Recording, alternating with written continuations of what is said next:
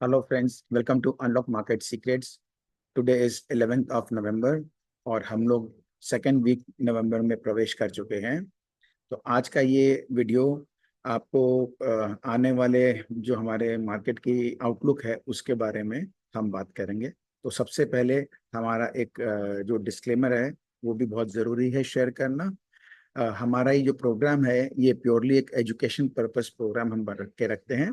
इसमें हमारे किसी भी तरह की कोई टिप्स रिकमेंडेशन या कोई हमारे राय नहीं रहती है बाय सेल किसी भी स्टॉक्स के हिसाब से।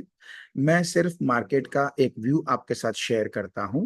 उसमें आप अपने सूझबूझ के हिसाब से आपको जो भी काम करना है अपना रिस्क को समझते हुए आपको करना है।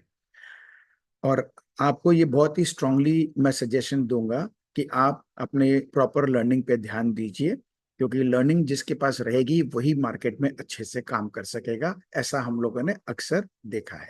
तो अब हम आगे बढ़ते हैं अपने इस प्रोग्राम के अंदर जो हम आपसे इस व्यू को शेयर कर रहे हैं।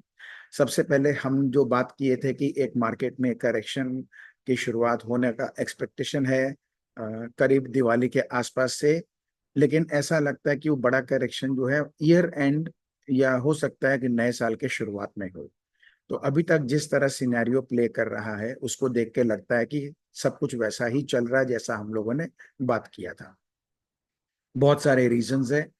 अ, सबको चिंता इस बात की खा रही है, मेरे को जो समझ में आया है, क्योंकि वो चिंता मुझे भी है कि हमारा इंडिया स्पेसिफिक तो बहुत अच्छा चल रहा था, तो उसमें फिर हमारे यहाँ करेक्शन चल रही है।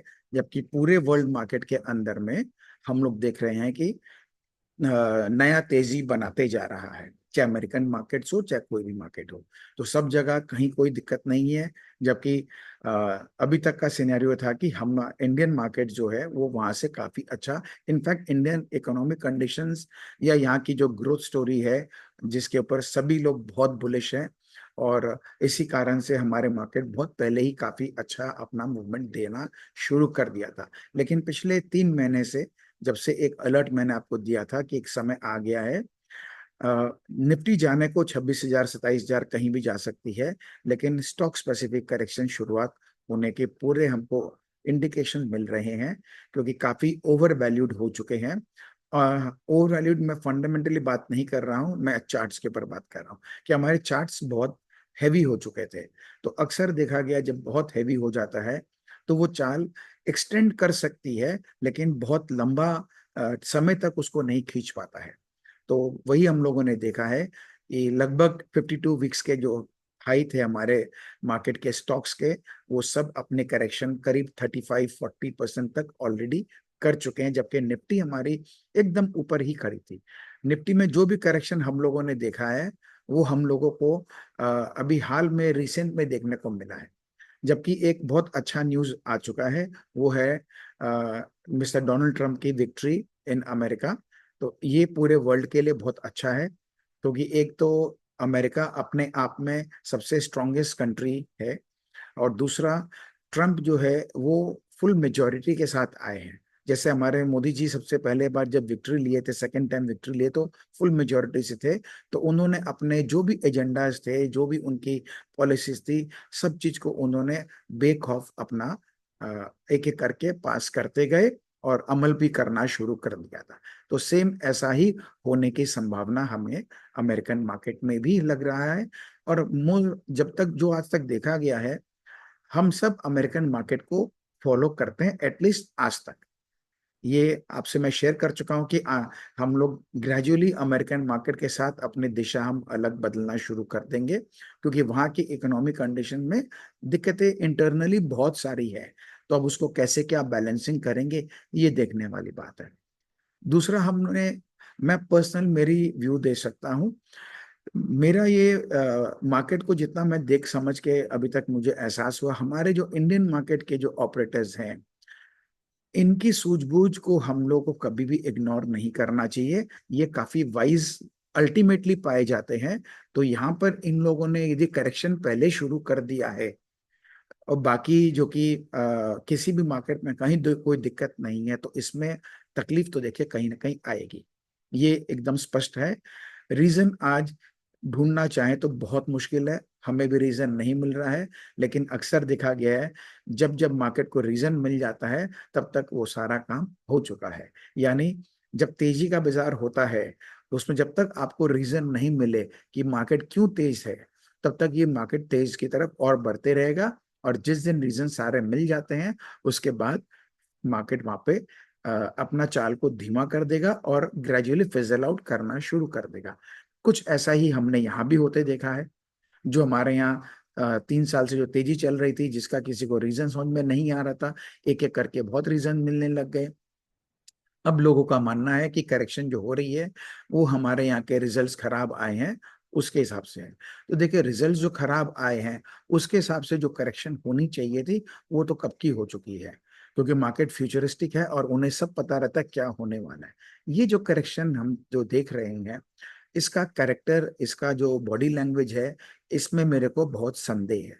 आपको पता है कि मैं प्योरली जो है चार्ट्स के ऊपर नहीं सिर्फ बिलीव करता हूँ। हालांकि भाव भगवान है और वो हमेशा ही रहेगा, तो चार्ट पे जो छप गया हमें उसके मानना तो पड़ेगा। लेकिन वो क्यों छपा है, उसका जो प्राइस एक्शन बिहेवियर है, उसको हमको देखना बहुत जरूरी होता है। और साथ में वो किस माहौल में क्या कर रहा है वो हमें देखना जरूरी होता है। तब हम कोई एक रीजनेबल एक अपना व्यू पॉइंट को हम बना पाते हैं। और आपने देखा है अक्सर जब जब हमने इस तरह से अपना व्यूज को शेयर किया है, हम काफी हद तक औरों के कंपैरिजन में अपने आप को ठीक प्लेस पाए हैं एकदम। तो आज के तारीख में भी हमारे जितने भी जो हमारे डॉट्स हैं वो हमारे कहीं भी मैच नहीं कर रहे हैं। सब तरफ सब कुछ अच्छा है, उसके बाद भी हमारे मार्केट गिर रहे हैं। निफ्टी हालांकि अभी भी कोई ऐसा बहुत लंबा चौड़ा गिरावट नहीं आया है। निफ्टी के अंदर सिर्फ 10% का 8-10% की करेक्शन हुई है। तो 8-10% का करेक्शन तो स्टैंडर्ड होता है, उसमें कोई खास बात नहीं है। तो इसीलिए ये एक बहुत ही फिशी एनवायरनमेंट है, जहाँ पे निफ्टी बैंक निफ्टी ने जो है कोई खास करेक्शन नहीं किया है। लेकिन हमारे जो अदर इंडेक्स है, यानी कि जो ब्रॉडर इंडेक्स है, निफ्टी 500 है, स्मॉल कैप है, मिड कैप है, ये सब जो है अ, इसमें कहीं खेल हमको अलग दिखाई दे रहा है। ये एकदम भी नहीं गिरे हैं। और इसमें लेकिन स्टॉक स्पेसिफिक करेक्शन बहुत जबरदस्त आया है। तो यदि हमारा हमको जो मैं आपसे बार बार बात करता हूं पिछले 15 दिन से कि अभी हमें कुछ और समय चाहिए क्लैरिटी के लिए, तो क्लैरिटी काफी हद तक मुझे आ चुकी है कि हम एक बड़े करेक्शन के लिए हम शुरुआत कर चुके हैं। लेकिन इसका जो बिहेवियर जो होगा वो भी बहुत हद तक समझ में आ गया है कि किस तरह से ये करेगा। ये कोई कोविड के टाइम की तरह नहीं करेगा कि एक साथ गिरा देगा। ये समय लगाएगा, साल 1.5 साल खींचेगा इसके अंदर में। ऐसा भी नहीं कि वापस से तुरंत बाउंस बैक करके ऊपर आ जाएगा। ये सब कुछ नहीं होना है। तो इस बार गिरेगा भी धीरे धीरे, और हर गिरावट में एक डिसेंट बाउंस ले लेके गिरेगा, जिससे किसी को गिरने का भरोसा भी नहीं होने देगा। और जब तक लोगों को होश आएगा तब तक मार्केट काफी अच्छा खासा करेक्शन कर चुका होगा। ये एक उस समय जो जो रीजन सबको चाहिए होंगे वो सब उनको मिलने लगे। तो हमने आपसे एक और बात शेयर कर रखी है कि मेरे को कहीं से भी नहीं लगता कि ये गिरावट जो है इंडिया स्पेसिफिक है। ये गिरावट बाहर से ही आएगी, चाहे वो अमेरिका से आए चाहे जापान से आए, लेकिन आना ये बाहर से ही है। और बहुत बड़ा चांस है कि अमेरिका से आना चाहिए। हालांकि डोनाल्ड ट्रंप की विक्ट्री के बाद तो ये डाउट काफी हद तक हट जाता है, क्योंकि उनके विक्ट्री होने से और जिस तरह से वो जीते हैं, तो यदि कोई दूसरा नॉर्मल सिनेरियो होता है ना, तो आज के तारीख में मैं बहुत ज्यादा बुलिश होता पूरे एंटायर अपने। It's not just stock market, हर जगह बहुत ज्यादा ज्यादा मैं बुलिश अपने आप को मैं देख आप मेरे को इतना बुलिश कभी नहीं देखे होते। परंतु उनकी इस विक्ट्री के बावजूद भी माहौल जो है ना वो मेरे को कभी भी कंफर्टेबल नहीं कर रहा है। मेरा जो भी बाजार को देखने का नजरिया है उसमें मुझे कहीं भी कंफर्ट जोन नजर नहीं आ रहा है। लोगों के अंदर जो एक मतलब कोई जो फियर होना चाहिए वो भी कोई विशेष नहीं आ रहा है। हम ये सारी बातें करने के बाद आपको एक एक करके मैंने यहाँ सब स्क्रीनशॉट लेके रेडी रखा है आपके लिए। तो चार्ट्स के ऊपर हम देखेंगे, समझने का मैं तो समझ चुका हूं, आपको भी समझाने का एक छोटा मोटा प्रयास जरूर करूंगा। एक बात तो मेरे दोस्त आप सब समझ चुके होंगे कि मैंने आपको टाइमली हमेशा अपडेट किया है। चाहे मेरा वीडियो आ पाता है कि नहीं आ पाता है, लेकिन आपको मैं अपडेट करता हूँ, मैसेज के थ्रू भी करता हूँ, स्लाइड्स बना के भी कर देता हूँ। तो मैंने आपको 3 महीना पहले ही आपको मैंने एक अलर्ट साइन कर दिया था कि हम लोग अब उस दौर में आ गए हैं जहाँ टाइम वाइज हमारा काम मोर और लेस कंप्लीट होने जा रहा है, और एक फाइनल ऊपर की चाल बाकी है। लेकिन हम लोग कभी भी टॉप में बेच नहीं सकते और कभी भी बॉटम में हम खरीद नहीं सकते। तो हमको जो इंस्टीट्यूशन का काम करने का तरीका है, वो एक रेंज में हमको एक्यूमुलेशन करना होता है और एक रेंज में हमको डिस्ट्रीब्यूशन करना पड़ता है। यानी हमें जब बाई करना होता है, पोजीशन बनानी होती है, तो एक नीचे गिरते हुए मार्केट में हमको एसआईपी के माध्यम से हम थोड़ा थोड़ा अपना एक हर लेवल पे एक्यूमुलेट करते हैं। उसी तरह जब ऊपर के बाजार आ जाते हैं, अपर रेंज में हम लोग हर एक चाल में अपना स्टॉक्स की पोजीशन को हल्का करते जाते हैं। उसका भी तरीका है। जैसे सबसे पहले हम क्या करते हैं, सबसे पहले हम जितने भी हमारे, जब हमको लगता है मार्केट टॉप की तरफ आते हैं, तो हमको पहला फेज होता है कि हमको लिवरेज पोजीशन से बाहर आना होता है। ये हमने आपको पहले अलर्ट कर दिया था कि आप इस समय लिवरेज पोजीशन में जितना हल्का रहेंगे उतना अच्छा रहेगा। फिर जब सेकंड फेज आता है, उसमें ये होता है कि जो भी हमारे स्टॉक्स है जिसमें बहुत बड़ी चाल आ चुकी है या जो बहुत ज्यादा ओवर प्राइस्ड हो चुके हैं या ओवर वैल्यूड हो गए हैं, उसमें हमको 70-75% अपना पोजीशन को हमको हल्का कर देना चाहिए। और आपने देखा है कि हमने आपको ये भी अलर्ट कर दिया था कि आप ऐसा कर लेने में समझदारी है। और अब मेरा ये मैं मानना है, मैं उम्मीद भी करता हूं कि आप लोगों ने ऐसा कर दिया होगा। उस समय मैंने एक और आपको अलर्ट कर दिया था कि अब क्योंकि हम सेकंड फेज में हैं, तो अब पहला फेज में जो हम थोड़े बहुत एफएनओ में करते थे, उससे आप एकदम लिवरेज पोजीशन से बाहर हो जाइए और जो कुछ भी करना हो इंट्राडे करिए। जो छोटा मोटा प्रॉफिट आए, लॉस आए, जो आए, उसको बुक करके सल्टा के वहां से बाहर निकलिए। पोजीशंस को ओवरनाइट कैरी नहीं करना है, गलती भी नहीं करना है।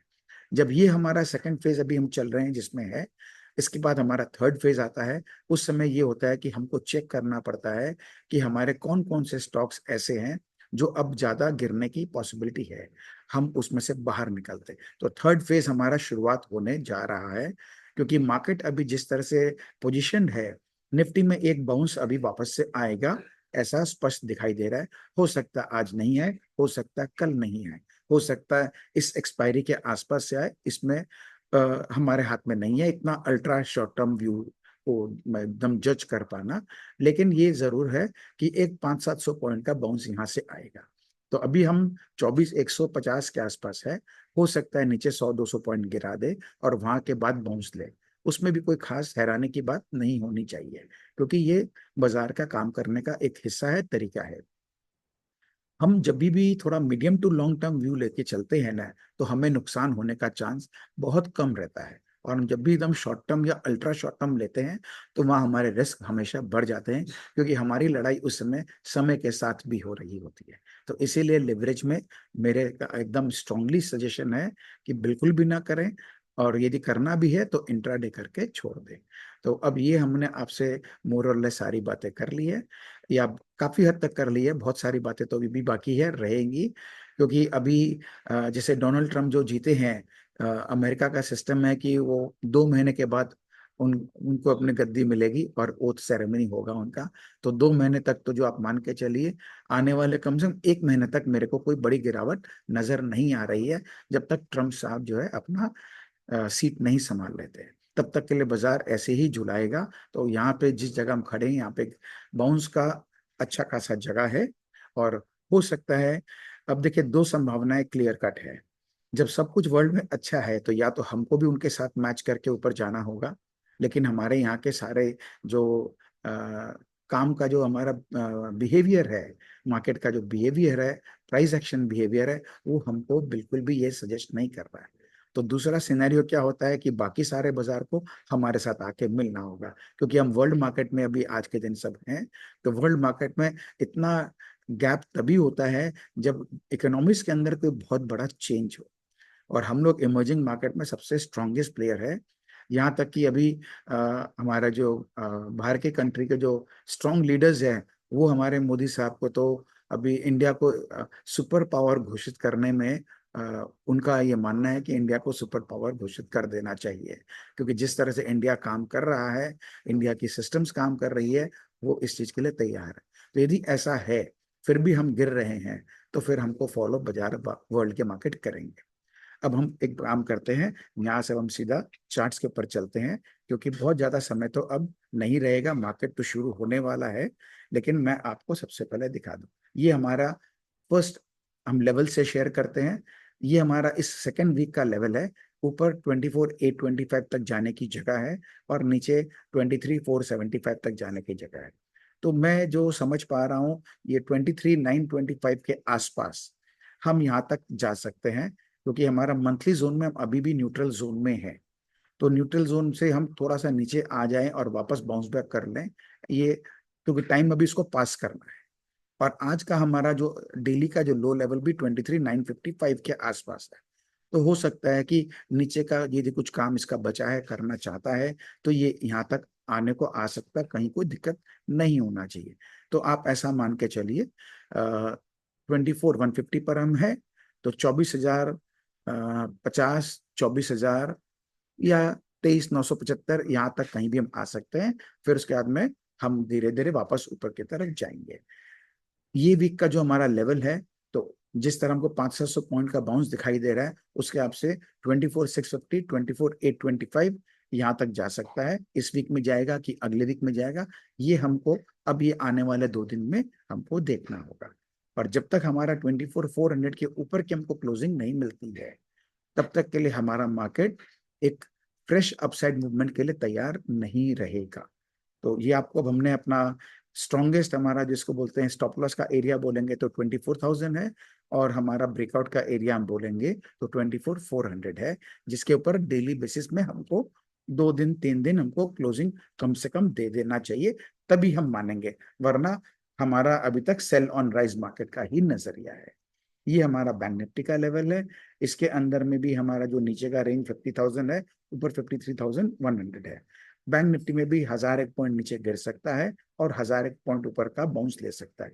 बैंक निफ्टी क्योंकि अभी तक बहुत ज्यादा गिरा नहीं है और कंपैरेटिवली स्ट्रॉन्ग चल रहा है, तो उसमें आप डेली के लेवल्स पे ही फॉलो करके काम करें। जब तक हमारा डेली का लेवल नीचे का या ऊपर का हमारा सस्टेन नहीं करता है, उसको क्रॉस करके कम से कम आधा 1 घंटा, तब तक के लिए हमको मानना चाहिए। या एटलीस्ट आप ऐसा ले लीजिए कि डे एंड की क्लोजिंग हमारी जब तक इसके ऊपर या इसके नीचे नहीं आती है, तब तक हमको डेली के लेवल पे ही सिर्फ फोकस करना है। तो फिलहाल के लिए रेंज आपका लिए आपके सामने में ये लगा हुआ है। ये आपके फ्यूचर्स के लेवल है, आपको मिल जाएंगे। आप अपना ट्रेडिंग क्योंकि फ्यूचर्स के लेवल पे होता है, इसको आप देख लें। अब इसको देख के मेरे को एक बात और ध्यान आ रहा है, अभी आप स्टॉक से दूर रहेंगे तो ज्यादा अच्छा है। और जितना आप ट्रेडिंग यदि करना है तो निफ्टी में करें, बैंक निफ्टी में करें, वो बेटर रहेगा। तो ये दोनों बेटर पोजीशन है। इनफैक्ट निफ्टी अभी बैंक निफ्टी से ज्यादा बेटर प्लेस्ड लग रहा है आने वाले 1-2 सप्ताह के लिए, ये हमें नजर आ रहा है। मार्केट मूड की देखें तो इस खराब सिनेरियो के बाद भी बाजार में फियर जरूर है, लेकिन एक्सट्रीम फियर अभी तक नहीं आया है। और बहुत ही जल्दी, क्योंकि मार्केट ने सबको बार बार दिखा दिया है कि ये बाउंस लेता रहता है, तो ये पहले हमारा जैसे एक्सट्रीम फियर था, तो हम वहां से थोड़ा अब इम्प्रूव करके फियर के जोन में आए हैं। तो ये अभी जब तक ग्रीड में नहीं घुसेगा, तो वो घुसाने के लिए इसको 500 पॉइंट के करीब बाउंस और लेना चाहिए। और करेक्शन के टाइम में 500-500 पॉइंट का बाउंस बहुत बड़ा होता है। ये हमारे पूरे सेक्टर स्पेसिफिक हमारा हीट मैप है, तो जिसमें हम देख रहे हैं कि आईटी, इंजीनियरिंग, एफएनबी, फार्मा, ये सब अपने परफॉर्म फिर भी कर रहे हैं, लेकिन ओवरऑल सभी रेड में ही है। तो ये कोई बहुत कन्विंसिंग डेटा हमारे को नहीं नजर आ रहा है। अब हम देखते हैं हमारा ये निफ्टी का जो हमारा चार्ट है। ये आपके, मैं एक बार उसको फुल स्क्रीन करता हूँ दोस्तों। यस, निफ्टी में देखिए डेली का हमारा ये चार्ट है। तो डेली के अंदर में हम 200 के पास पहुंच सकते हैं आराम से, क्योंकि हम लोग ऊपर का 50-100 दोनों को तोड़ करके उसके नीचे काफी समय से सस्टेन कर रखे हैं। तो निफ्टी जो है यहाँ से करेक्शन ठीक दे दिया है, लेकिन बाकी अभी तक कोई अदर इंडेक्स में ज्यादा गिरावट नहीं आया है। इससे पहले हमने देखा, इस 1 महीने के पहले बिफोर दिवाली तक हम जो देखे थे, उसमें निफ्टी ऑल टाइम हाई पे चल रहा था।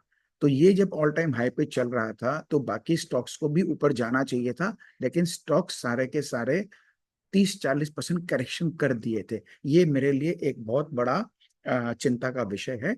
जिसको हम बोलते हैं सस्पिशियस है ये। अब हम निफ्टी का वीकली भी देखें तो हमारी जो ट्रेंड लाइन बनी थी इसको भी इसने करीब 6 हफ्ता पहले बहुत अच्छे से ब्रेक करके सस्टेन करके फॉलो अप दे रखा है। ये जो हमारा इलेक्शन के टाइम का जो कैंडल है ये बहुत इंपॉर्टेंट है, क्योंकि इसका लो जो है जिस दिन कट जाएगा तब ये जाके अपना 200 मूविंग एवरेज तक जाएगा। लेकिन ये कब होगा? सबसे पहले तो हमको छोटे टाइम फ्रेम यानी डेली टाइम फ्रेम में 200 को तोड़ना होगा। उसके बाद हमको वीकली टाइम फ्रेम में जाएंगे और तब मंथली पे देखेंगे। तो मंथली में तो बहुत बुलिश होने के मार्केट में उतना नीचे तक जल्दी से नहीं जाता है। फिर भी सिनेरियो जब खराब होता है ओवरनाइट किसी को नहीं पता चलता है। ये हमारा निफ्टी का 1 घंटे का चार्ट है। तो 1 घंटे के चार्ट में जो बाउंस हम बात किए थे वो आ गया है। वहां से जो डिप मिलना चाहिए था 62% का करेक्शन भी कर दिया है और यहाँ पर ये टिका के रखा है। तो इसलिए यहाँ से अब एक अच्छा ऊपर में 500-700 पॉइंट का बाउंस आने का जगह बन गया है। हो सकता है अब यहाँ से वापस ये 62% पर आ जाए, या हो सकता है ये 78% तक चला जाए, यानी 23,970 के आसपास। उसमें कोई खास बात नहीं है, लेकिन अब ये बाउंस के लिए तैयार है, क्योंकि अभी तक जो है ये हमारे 20 मूविंग एवरेज के रेंज के अंदर में ही चल रहा है। तो ये एक बाउंस हो सकता है। बैंक निफ्टी इसके अंदर भी हम देख रहे हैं ये अपने हाई से कोई बहुत ज्यादा गिरा नहीं है। जहां गिरा था 1 हफ्ते के अंदर में वहीं साइडवेज करके एक रेंज बाउंड होके रखा हुआ है। तो इसमें अभी तक काफी स्ट्रेंथ नजर आ रही है। ये बैंक निफ्टी का वीकली चार्ट है, तो वीकली में भी हम देखेंगे तो इसके अंदर में एक ये जो जिसको डार्क क्लाउड कवर बोलते हैं या इन्वर्टेड हैमर बोलते हैं, या ऊपर से जो इवनिंग स्टार बोलते हैं, जो इसको अपने नाम देना चाहे दे दे। तो वहां से किसको जो गिरावट आनी थी बहुत ही जल्दी इसने अपना गिरावट जहां तक लाना ले आया था और खड़ा करके रखा है। तो इसमें भी अभी तक जो है कोई बहुत कमजोरी नहीं आई है। तो ये मार्केट में जो पार्टिसिपेंट है उसको कॉन्फिडेंस दिलाता रहता है। लेकिन आप देखेंगे जो छोटे बैंक है पीएसयू है सब में बहुत बड़ी गिरावट आ चुकी है। ये बड़े बैंकों में नहीं आया है गिरावट। तो यहाँ से अब निफ्टी जो चलेगा उसमें मेरे को देख के ऐसा लग रहा है कि बैंक निफ्टी जो है वो ज्यादा सपोर्ट नहीं करना चाहिए। उस बैंक के जो बड़े स्टॉक है वो शायद ज्यादा नहीं करेंगे, क्योंकि ये अपने आप को काफी समय से संभाल के यहाँ बैठे हुए हैं। तो हमारे जो भी अब आएगा निफ्टी के बाकी स्टॉक से आएगा, चाहे वो हमारे एफएमसीजी से आ जाए, क्योंकि उसमें भी अच्छी गिरावट आ चुकी है और सब लोग काफी बेरिश हो रखे हैं। तो एक वो बाउंस बैक वो दे सकता है। चाहे थोड़े केमिकल्स के हो जाए, हो सकता है अपना रिलायंस जो है वो भी अच्छा करेक्शन कर दिया है तो वो दे दे।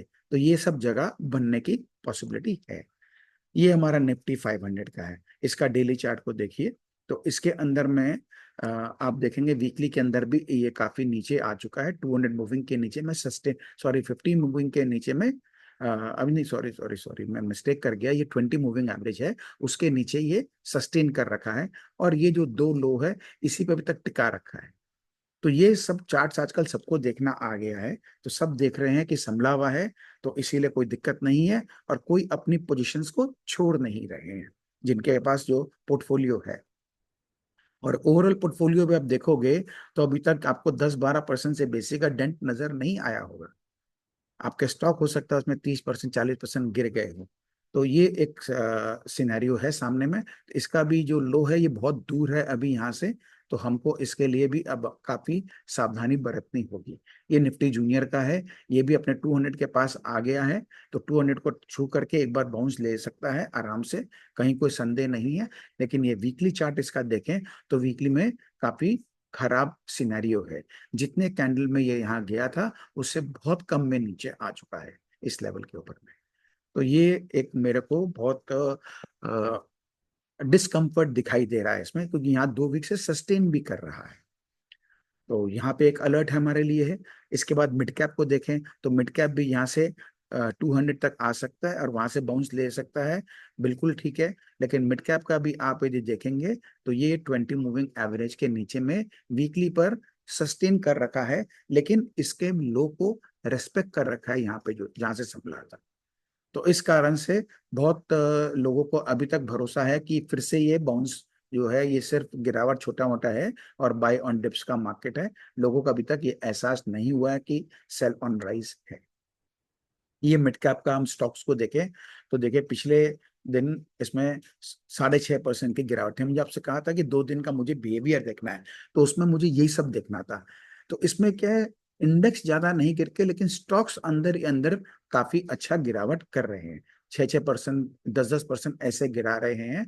और आप यदि वीकली हाई लो का देखें तो वीकली हाई लो के अंदर में भी अभी गैप काफी बचा हुआ है। अब यदि हम जैसे आरबीएनएल का देखें तो 647 का हाई था, तो यहाँ से 414, ₹200 ऑलरेडी गिर चुका है। लेकिन अभी भी क्या है, ये यहाँ से जो बढ़ा था ₹550, इसमें जगह काफी बची हुई है। ये जस्ट एक एग्जांपल दिया हूँ आपको। तो आप इसमें कोई भी स्टॉक देखेंगे तो सब में, जैसे सेल को देखते हैं, स्टील अथॉरिटी 175 से 118 आ चुका है। स्टॉक्स तो ऐसे गिरे हैं जैसे निफ्टी जो है इस समय 24,000 पर नहीं है, बल्कि कोई 18, 19, 20,000 पर खड़ी हो। तो ये सब चीजें जो है बहुत डिस्कम्फर्ट मेरे को दिखा रहा है। स्मॉल कैप का आप ये देखते हैं, इसका भी देखिए ऊपर में ही खड़ा है, इंडेक्स एक रेंज में चल रहा है, कोई बहुत बड़ी लंबी चौड़ी गिरावट नहीं आई।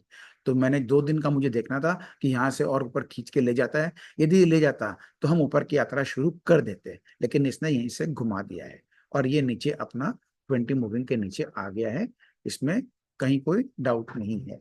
और हम इसका यदि वीकली का चार्ट देखें तो इसके अंदर भी हम देख रहे हैं, एक ये बहुत खराब सा इसका एक कैंडल बना था 2 हफ्ते पहले, तो उसी के अंदर के दायरे में ही है। और फिलहाल 20 मूविंग एवरेज को अभी तक तोड़ा नहीं है। तो आप यदि स्टॉक्स को देखेंगे तो आपको एक अलग बात दिखेगी, इंडेक्स को देखेंगे तो यहाँ तो कुछ गड़बड़ दिख नहीं रहा है। तो ये मार्केट का जिसको हम बोलते हैं ना, एक माया जाल है, उसमें सबको उलझा रखा है, भूल भुलैया में सबको डाल के रखा हुआ है। तो बात करते करते भूल भुलैया, चलिए ठीक है, अच्छा है। लेकिन मार्केट दृश्यम यही होता है जी। तो हम इसलिए अपना प्रोग्राम में जो है मार्केट दृश्यम के नाम से आपके साथ शेयर करते हैं। आप यदि यहाँ पे स्मॉल कैप के स्टॉक को देखें तो उसमें भी 6-5% की गिरावट है, जबकि इंडेक्स के अंदर में तो छोटी सी ही गिरावट थी। और यहाँ पे आप देखेंगे तो ओवरऑल स्टॉक्स के सिनेरियो में यदि 100 स्टॉक में बढ़ने वाला है सिर्फ 13 स्टॉक है, जो कोई, या 16 स्टॉक पकड़ लेते हैं जो ढंग के बढ़े हैं। तो 16 एडवांस है, 84 डिक्लाइन है। तो ब्रॉडर मार्केट जो है अच्छा नहीं है। अब हम एक बार इंडेक्स के एनालिसिस भी कर लेते हैं। तो इंडेक्स के अंदर में ये हमारे सारे अलग अलग लगे हुए हैं, जिसके अंदर में आप देखेंगे टेक्निकली सब बेरिश हो चुके हैं, वेरी बेरिश हो चुके हैं। तो ये है टेक्निकल्स, जिनको आता है वो समझ चुके होंगे देख करके चार्ट्स को। जिनको नहीं आता है उनके लिए ही ये प्रोग्राम में मैं करता हूँ। जिनको आता है उनको भी गाइडेंस मिल जाती है, जिनको नहीं आता वो भी एक बेसिक समझ जाए।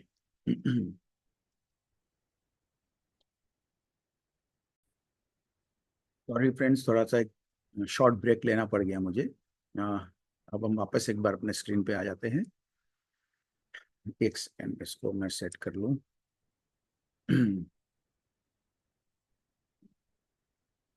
हाँ, तो ये हम लोग स्मॉल कैप का हमने आपसे डिस्कशन कर लिया था। अब हम यहाँ पर इंडेक्स का थोड़ा देखते हैं। इंडेक्स के अंदर भी सॉरी, ये भी अपना डिस्कशन हो गया है।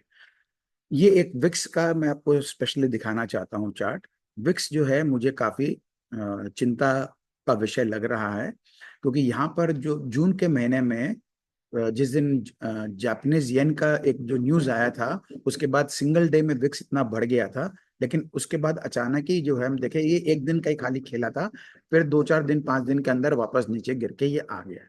तो ये कोई, मतलब इस तरह का हरकत मैंने होते हुए बाजार में देखा नहीं। सेकेंड टाइम एक बार यहाँ भी चेष्टा किया था, और अभी विक्स हमारे लो पे चल रहा है। तो ये जो बाउंस अभी हमको जो दिख रहा है 500-700 पॉइंट का, और जो महीना भर के लिए जो हमको लग रहा है अमेरिका का मार्केट भी ठीक रहना चाहिए, तो ये उससे काफी मैच करता हुआ है।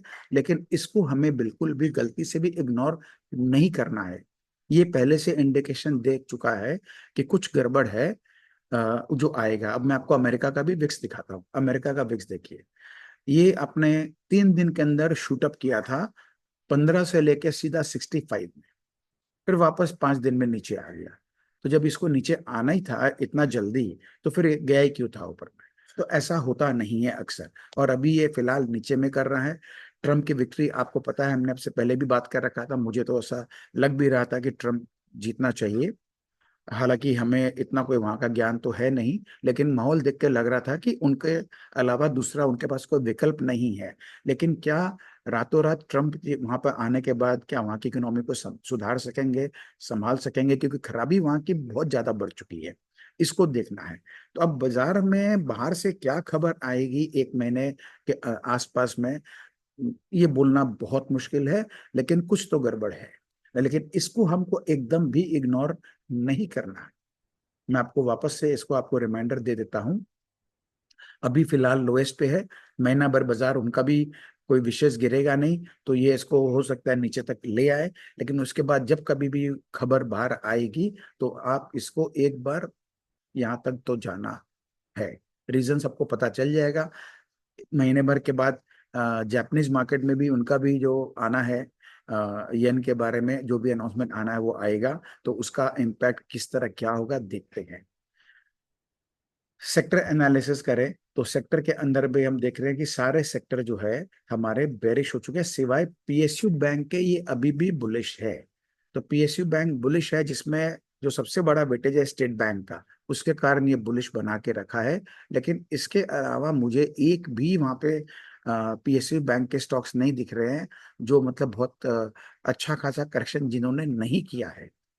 सारे पीएसयू बैंक जो है काफी गिर गए हैं, तो बाउंस आने को खूब आराम से आ सकता है। बट ये सारे बहुत वेरी बेरिश हो रखे हैं, इसीलिए इनमें से एफएमसीजी हो या कोई एक एक करके कोई ना कोई बाउंस बैक देगा अभी, जो 500-700 पॉइंट का हमको रैली दे सकता है। स्टॉक्स की हम बात नहीं करेंगे, हमारा पहले हम स्टॉक्स की बात करते थे, लेकिन ये अलाउड नहीं है इसको अभी तक, क्योंकि मैं सेबी रजिस्टर्ड नहीं हूं, इसलिए स्टॉक्स के विषय में चर्चा करना उचित नहीं है। वो मैं आपको जो कुछ होगा अपने पर्सनल लेवल पे ही अपने लोग बात करते हैं। वैसे भी आपको पता है, आपको अपनी जिम्मेदारी के साथ ही सब करना है। ये मैं आपको एक स्लाइड दिखा रहा हूँ एफआईआई का डेटा का। सबका मानना यह है कि एफआईआई जो है कंटिन्यूस सेलिंग कर रहा है, इसलिए गिर रहा है। तो यदि ये कंटिन्यूस सेलिंग कर रहा है, जो कि हम देख रहे हैं यहाँ पे करीब 1,33,000 34,000 करोड़ का बेच चुका है, तो इसके सामने में तो हम लोगों ने भी तो बाई अच्छा खासा किया ही है। एफआईस की तो सेलिंग कंटिन्यूस चल रही है, कभी लेते हैं कभी बेचते हैं, और हमारे यहाँ लेकिन कंटिन्यूस बाइंग है। तो इसमें कहीं हमको दिक्कत नजर नहीं आ रहा कि ये कोई बहुत बड़ा रीजन नहीं है। अब लोग जो बोल रहे हैं कि म्यूचुअल फंड में पैसा कम आ रहा है, वो हो सकता है, उसका तो जब म्यूचुअल फंड का डेटा आएगा तब पता चलेगा। क्योंकि जब मार्केट थोड़ा सा हल्का सा भी घबराहट देता है ना, तो लोग अपना पैसा को खींचना शुरू कर देते हैं। ये एक कॉमन रिटेल इन्वेस्टर्स का एक तरीका है काम करने का। ये हम एफआईआई का आपको ईयरली डेटा दिखाते हैं, तो ईयरली डेटा में तो एफआईआई जो है 2021 से कंटिन्यूस बेच रहे हैं। जब यह कंटिन्यूस बेच रहे थे तब फिर हमारा इंडेक्स उस समय जब 14,000 पर था 2020 में, तो 14,000 से 24,000 कैसे आ गया? तो रीजन सिंपल है, जब वो बेच रहे थे तो यहाँ ले ही रहे थे ना। और 2020 में देखिए हमारे मार्केट बेच रहे थे और वहां के इंस्टीट्यूशन खरीद रहे थे। एक बात को समझिए, तो ये चलता है, इसमें बैलेंसिंग एक्ट हो रखा है, तो ये बहुत बड़ा आंकड़ा नहीं हम समझ सकते। क्योंकि हमारे यहाँ देखिए 4 लाख 5 लाख 6 लाख 7 लाख 8 लाख 9 लाख 10 लाख करोड़ से ऊपर का निवेश हम लोगों ने किया है, जिसके कंपैरिजन में इनकी विड्रॉल कितनी हुई है, 2 4 5 6 6.5 7 लाख का बस। तो ये फर्क है। अब बहुत बड़ा रोल प्ले करेगा सेंटिमेंट का, जो मासेस का है, कॉमन पब्लिक का है, क्योंकि म्यूचुअल फंड के पास पैसा जो है वो रिटेल इन्वेस्टर ही देती है। तो रिटेल इन्वेस्टर्स का सेंटिमेंट बहुत अच्छा बना हुआ था, इसीलिए इतने पैसे आ रहे थे। आने वाले समय में किस तरह होता है देखते हैं, लेकिन मेरे को लगता है सिलसिला चलते रहना चाहिए। क्योंकि जब हम खुद स्टॉक्स के अंदर मैनेज नहीं कर सकते हैं, तो बेटर होता है कि प्रोफेशनल्स के हाथ में दे दिया जाए। तो ये बहुत बड़ी संभावना है कि रिटेलर्स जो खुद प्ले कर रहे थे, और मैंने आपसे भी कह रखा है कि आप अपने स्टॉक से एक बार पैसा निकालो, भले आप चाहे एसआईपी करना शुरू कर दो। ये हमारे वर्ल्ड के मार्केट का इसको अभी देख के इंटरनेशनल मार्केट में भी हम ज्यादा जाएंगे नहीं। ये देखिए डाउ जोन्स का है, ये नया हाई बनाया फ्राइडे को उसने। ये नस्डैक है, ये भी नया हाई बनाया, जबकि इस जगह से इसका चार्ट काफी खराब हो चुका था, परंतु कंटिन्यूस ये भी अपने आप को संभाल करके एक नए हाई पे चला गया है। S&P 500 भी फर्स्ट क्लास चल रहा है, और वहां का स्मॉल कैप भी जो है अब नया हाई बनाने के लिए आगे बढ़ चुका है। तो अमेरिकन मार्केट में हमको किसी भी जगह पे कहीं कोई दिक्कत नजर नहीं आ रही है। ये अपना डॉलर इंडेक्स को देखें तो ये अगेन एक थोड़ा सा कंसर्न है, बहुत बड़ा हमारे लिए भी है और अमेरिका के लिए भी है। क्योंकि उनके ऊपर भी जो कर्जा काफी ज्यादा है, और यदि डॉलर इंडेक्स बढ़ता रहेगा तो ये उनके लिए भी नुकसान का काम रहेगा। और जब डॉलर इंडेक्स बढ़ता है तो हम हमारे मार्केट भी परफॉर्मेंस खराब देते हैं।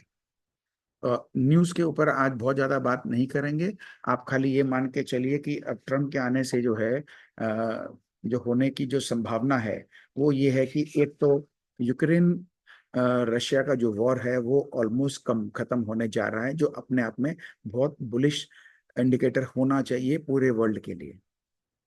दूसरी तरफ इसराइल वाला जो मसला है वो मेरे ख्याल से चलता रहेगा, उसमें कोई खास बदलाव दिख नहीं रहा है मुझे।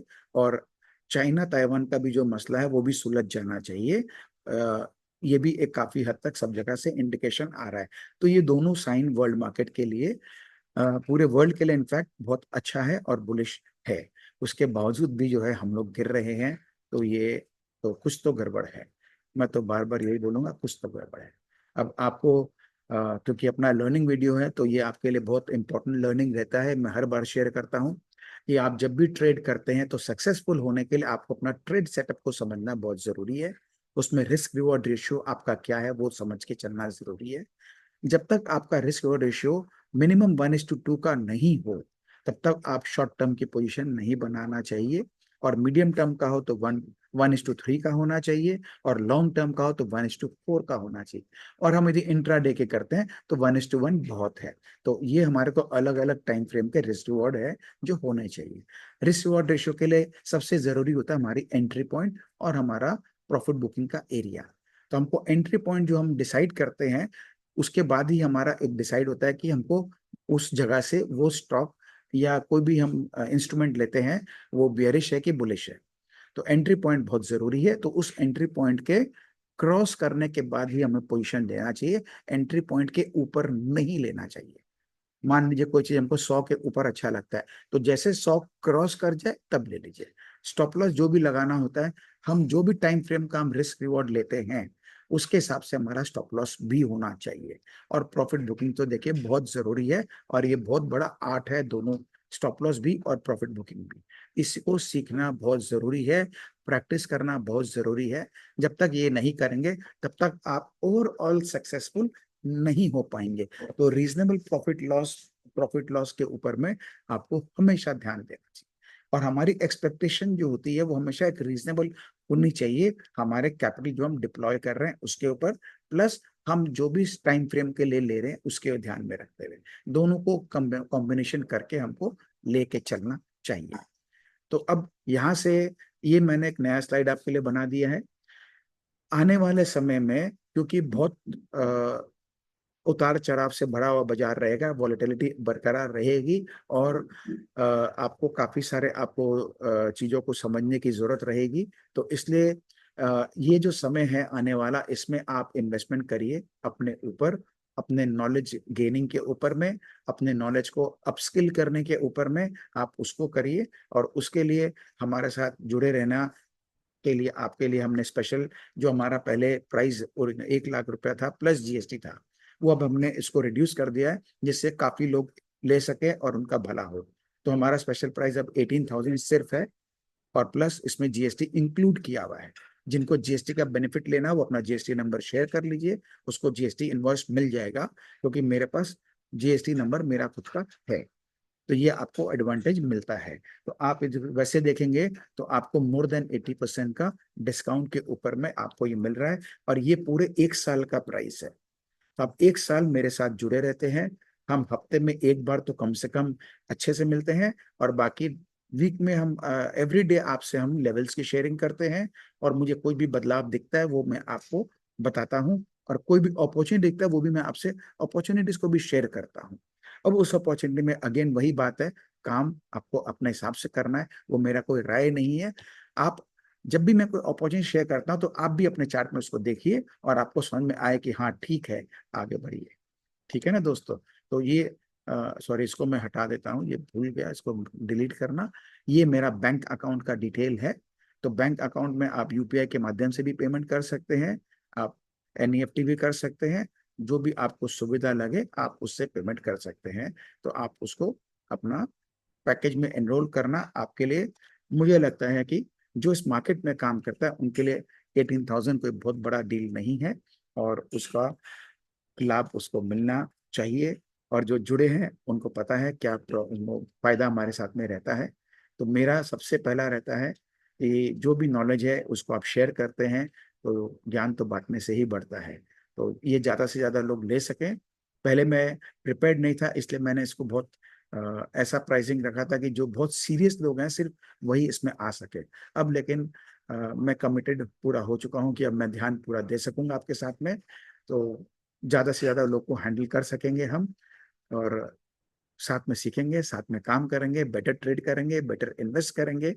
यही अ, आपको मेरा आश्वासन है। बाकी आप चाहे किसी को भी ज्वाइन करिए, लेकिन नॉलेज पे जरूर अपना इन्वेस्ट करिए, ये मेरा आपको दिल से सुझाव है।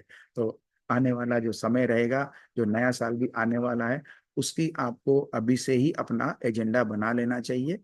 रेजोल्यूशन कभी भी ऑन दैट डे नहीं होता है, उसकी आपको प्लानिंग पहले से करनी होती है, तो आप उसको आगे स्टार्ट कर पाते हो। तो ये ध्यान में रखते हुए आज का हम यहीं पर आपसे विदा लेते हैं। बहुत बहुत धन्यवाद दोस्तों, साथ में बने रहने के लिए।